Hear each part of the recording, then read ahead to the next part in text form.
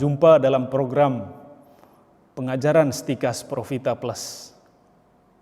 Seorang kenalan saya yang kebetulan dia seorang Katolik yang baik dan taat yang hidupnya di Eropa. Suatu saat bercerita begini, di kantor tempat dia bekerja, dia satu-satunya yang pernikahannya awet, artinya tidak cerai. Teman-temannya pada heran. Sementara teman-temannya yang lain pernah bercerai semua. Bahkan ada yang sudah nikah 2-3 kali. Artinya cerai sudah sampai 2 atau 3 kali juga. Nah, ini bukan cerita yang baru tentu saja. Kalau kita membaca media, ada begitu banyak berita perceraian di kalangan tokoh-tokoh penting. Misalnya artis, tokoh masyarakat, belum lagi di masyarakat sendiri, masyarakat biasa maksud saya. Nah, tampaknya perceraian itu hal yang biasa. Usia perkawinan baru jalan setahun, akhirnya pisah, bubar rumah tangganya. Nah, yang lebih mengherankan lagi, ada yang sudah menikah 20-30 tahun, akhirnya cerai, rumah tangga bubar, jalan sendiri-sendiri. Kadang ada yang sudah menjadi kakek dan nenek pun pilih cerai. Nah, tampaknya fenomena kawin cerai atau perceraian sudah menjadi hal yang biasa dan berita mengenai perceraian telah menjadi konsumsi sehari-hari kita. Di pihak lain, kita tidak boleh menghakimi orang yang demikian. Sebab ada banyak alasan di balik perceraian. Misalnya saja, tidak cocok lagi, masalah ekonomi, ada KDRT, hubungan yang tidak cocok dengan mertua, ada orang ketiga dalam perkawinan, berbeda keyakinan, berbeda visi dan misi dan pandangan tentang hidup, dan lain-lain. Ada banyak alasan yang seringkali dikemukakan. Kalau mau jujur, saudara-saudari, perceraian itu selalu mempunyai efek yang buruk bagi sebuah keluarga. Entah secara psikologis, karena merasa gagal dalam membangun rumah tangga, pernah dikasari, dipukuli, maupun efek sosial sebagai janda dan duda. Belum lagi efek untuk anak-anak. Anak-anak yang dibesarkan dalam keluarga yang harmonis, tentu berbeda dengan anak-anak yang tumbuh dalam keluarga yang tidak utuh. Meskipun hal ini tidak mutlak. Mungkin bagi orang-orang tertentu perceraian membawa efek positif bagi dirinya. Terutama dalam hal misalnya, kalau dia tetap bertahan untuk hidup dengan pasangannya, akan mengancam nyawanya sendiri atau anak-anaknya. Tetapi bagaimanapun nilai positif yang didapat, perceraian pasti membawa pengaruh pada hidup selanjutnya. Nah, sebenarnya fenomena perceraian bukanlah hal yang baru. Sudah ada sejak zaman dahulu. Bahkan zaman perjanjian lama pun sudah ada. Namun demikian, akhir-akhir ini fenomena ini semakin banyak. Ini karena pemahaman kita tentang kebebasan. Manusia bebas bertindak menurut apa yang baik dan yang menyenangkan bagi dirinya sendiri. Perceraian juga terjadi karena kita melihat apa yang terjadi di lingkungan kita. Kita seringkali berkata begini, atau teman-teman kita seringkali berkata begini, lagian teman-teman banyak yang cerai. Hal ini dilihat seolah-olah perceraian menjadi fenomena normal. Dan yang lebih buruk lagi, orang berpandangan kalau ada masalah dalam keluarga, maka jalan keluarnya adalah perceraian. Seolah-olah itu menjadi satu-satunya pintu keluar untuk luput dari persoalan keluarga. Tokoh-tokoh penting juga banyak bercerai. Seringkali kita berargumen demikian. Banyak orang berpikir begitu, sehingga perceraian dilihat sebagai hal yang biasa dalam masyarakat. bahkan menjadi saat di mana orang keluar dari masalah. Nah, demikian keyakinan kita. Menurut saya manusia dewasa ini tidak lagi memiliki keberanian untuk menghadapi persoalan-persoalan dalam keluarga. Kita tidak lagi memiliki keberanian untuk memaafkan. Kita tidak lagi memiliki keberanian untuk belajar lagi mencintai dengan cinta-cinta kita yang tersisa. Ada persoalan, seringkali solusinya perceraian. Dalam menghadapi kesulitan, seringkali kita pilih solusi mundur.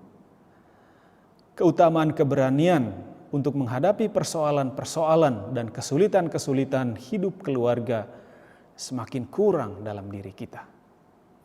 Kita tahu tidak ada perkawinan yang luput dari persoalan, bukan? Pasti semua orang mengalami persoalan. Hidup apa saja pasti mengalami persoalan. Nah, kita kurang berani menghadapinya dan memilih jalan yang pintas, lebih mudah dan aman tanpa memikirkan dengan baik akibat-akibat yang ditimbulkannya. Atau sudah memikirkan akibat-akibatnya, namun kebencian kita terhadap pasangan mengalahkan niat kita untuk berusaha menata kembali reruntuhan rumah tangga kita. Kita berbangga sebagai seorang Katolik. Hukum perkawinan kita sangat kuat dan ketat. Jadi ada hukum perkawinan. Begini, dalam gereja Katolik, selain kita memiliki kitab suci, kita juga memiliki hukum yang mengatur kehidupan kita sebagai orang Katolik. Seringkali banyak masyarakat kita tidak tahu kalau kita punya hukum gereja. Kita hanya tahu kita memiliki kitab suci. Nama hukum kita adalah hukum gereja atau seringkali kita sebut sebagai hukum kanonik. Jadi ini adalah hukum kanonik gereja Katolik. Ya, kanonik artinya resmi. Nah, kitab ini mengikat semua orang Katolik. Hukum ini berlaku untuk semua yang sudah dibaptis dalam gereja Katolik, dimanapun dia tinggal. Tentu saja hukum ini mengikat berdasarkan status kita. Misalnya, kalau saudara menikah, membangun keluarga, hukum perkawinan secara Katolik mengatur dan mengikat saudara. Kalau saya sebagai seorang imam, biarawan misalnya, ataupun biarawati, para suster, ada hukumnya juga yang mengatur. Tujuan hukum baik, dan jangan dilihat secara negatif. Itu mengarahkan kita kepada kebaikan dan kesejahteraan sebagai orang Katolik, sehingga hidup kita mencapai tujuannya yang baik. Nah, salah satu poin di dalam kitab hukum kanonik adalah untuk mengatur perkawinan Katolik. Nah, kita kembali ke persoalan kita tentang perkawinan. Meskipun orang Katolik memiliki hukum perkawinan, tetapi ini tidak berarti bahwa orang Katolik luput dari perceraian. Banyak juga yang bercerai. Pertanyaannya adalah, apa yang diajarkan oleh gereja tentang perkawinan Katolik? Kita lihat dulu ciri-cirinya yang paling mendasar. Dalam kanon 1056, ada dua ciri yang mendasar, yaitu monogam dan tak terputuskan. Perkawinan Katolik itu dasarnya adalah monogami dan tak terceraikan. Tetapi sebelum kedua ciri utama ini, ada satu hal yang penting. Dalam kanon yang sama dikatakan, perkawinan Katolik merupakan persatuan antara seorang laki-laki dan seorang perempuan. Nah, mengapa hal ini ditekankan lebih dahulu? Karena kita tidak mengakui, gereja Katolik tidak mengakui adanya perkawinan sesama jenis antara laki-laki dengan laki-laki, perempuan dengan perempuan. Jadi sekali lagi bagi kita perkawinan itu antara seorang laki-laki dan seorang perempuan. pasangan laki-laki dan perempuan. Ini tentu saja tidak diterima di negara-negara yang melegalkan perkawinan sesama jenis, laki-laki dan laki-laki, perempuan dan perempuan. Negara kita sampai saat ini belum mengakui hal ini. Gereja Katolik tetap setia pada ajaran ini juga. Dan seorang pastor tidak akan pernah mengesahkan perkawinan semacam ini. Meskipun ada negara-negara yang melegalkannya, tidak demikian dengan Gereja Katolik, sama sekali tidak akan diberikan. Jadi kalau ada dua orang laki-laki yang mau menikah dan mengajukannya kepada gereja atau kepada pastor, itu pasti ditolak. Yakinlah pasti ditolak. Pastornya pasti tidak mau, ya, apapun alasannya. Meskipun ada negara yang melegalkan hal itu, gereja posisinya tetap. Gereja pasti tidak mau meresmikannya. Pastornya pasti tidak mau memberkatinya. Nah, perkawinan itu sifatnya monogam. Apa maksudnya hal itu? Monogam kalau bahasa sekarang sepasang. Satu laki-laki, satu perempuan. Bukan satu laki-laki dengan dua perempuan atau lebih. Atau satu perempuan dengan dua laki-laki atau lebih. Perkawinan kita dalam Gereja Katolik satu lawan satu, jenis berbeda, laki-laki dan perempuan, jelas dari dulu sampai sekarang. Kita tidak mengenal perkawinan satu lawan dua atau dua lawan satu, dan gereja tidak pernah menerima dan mengakuinya. Meskipun ada banyak dalam masyarakat kita, entah karena budaya, kekuasaan, kekayaan, atau karena dianjurkan oleh keyakinan tertentu. Singkatnya, kita tidak kenal poligami dan poliandri. Poliandri artinya seorang perempuan punya suami lebih dari satu. Poligami itu lawannya monogami. Pernikahan dalam Gereja Katolik hanya monogami, satu cukup. Teman saya berkata begini, menghadap satu saja sulit Romo, apalagi banyak. Ya. Meskipun orang memiliki banyak kekayaan, punya kekuasaan besar, ciri khas perkawinan Katolik tetap sama, monogami. Satu suami, satu istri, sepasang, jadi sepasang. Setia dengan pasangannya. Ini tidak pernah dihapus. Maka tidak ada dalam Gereja Katolik, ya misalnya seorang suami minta kepada istrinya untuk nambah istri satu lagi atau nambah dua lagi karena merasa mampu secara ekonomi, atau kesepian karena ya cuma satu, atau karena kasihan dengan cewek, atau karena terlanjur sudah jatuh cinta. Juga tidak ada dalam Gereja Katolik karena istrinya sudah tua, lalu cari yang lebih muda, lebih segar, lebih fresh, dan tidak keriput. Atau karena istri pertama banyak kekurangan, lalu cari alasan, dia mau cari istri yang lebih baik, lebih sempurna. Tidak ada semacam itu. Ya.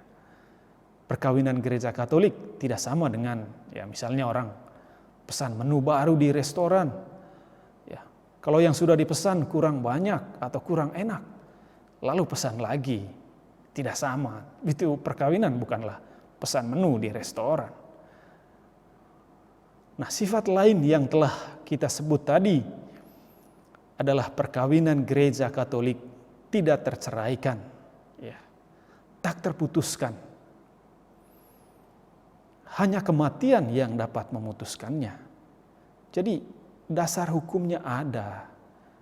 Ya, ajaran Injil juga ada. Ya, apakah Yesus mengajarkan begitu? Ya, kitab suci kita secara jelas mengajarkan hal ini. Misalnya kita temukan dalam Injil Matius, ya, pasal 19 ayat 1 sampai 12. Perikop itu judulnya perceraian. Orang-orang Farisi sebenarnya ingin mau mencoba Yesus. Mereka bertanya kepadanya, apakah diperbolehkan seorang menceraikan istrinya dengan alasan apapun? Jelas pertanyaan ini. Suami menceraikan istri, bukan sebaliknya. Istri menceraikan suami. Mengapa?